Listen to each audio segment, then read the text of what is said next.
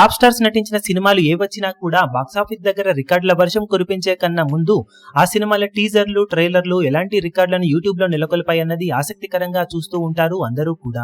Recent గా NTR birthday కానుకగా భారీ అంచనాల నడుమ రిలీజ్ అయిన వార్ 2 సినిమా టీజర్ ఎక్స్పెక్టేషన్స్ ను హిందీలో చాలా వరకు అందుకోగా తెలుగులో కూడా పర్వాలేదనిపించే రేంజ్ రెస్పాన్స్ ను సొంతం చేసుకుంటూ దుమ్ము లేపుతూ ఉంది. కాగా సినిమా టీజర్ ఓవరాల్ గా ఫాస్టెస్ట్ 50,000 లైక్స్ అందుకోవడానికి 27 నిమిషాలకు పైగా టైం తీసుకోగా 1,00,000 లైక్స్ ను టాలీవుడ్ లో టీజర్ల పరంగా చాలా వరకు బెంచ్ మార్క్ గా చూసుకుంటారు. ఇది వరకు ఎన్టీఆర్ నటించిన RRR సినిమాలోని తన ఇంట్రో టీజర్ 7 నిమిషాలలోనే 1,00,000 లైక్స్ మార్క్ ను అందుకోగా దేవర సినిమా డైరెక్ట్ ట్రైలర్ రిలీజ్ అయ్యింది. ఇక war 2 cinema teaser Telugu dub version కింద 1,00,000 లైక్స్ మార్క్ ను అందుకోవడానికి చాలా టైమే తీసుకొని కొత్త రికార్డులను నమోదు చేసే విషయంలో చాలా వెనుకబడిపోయింది.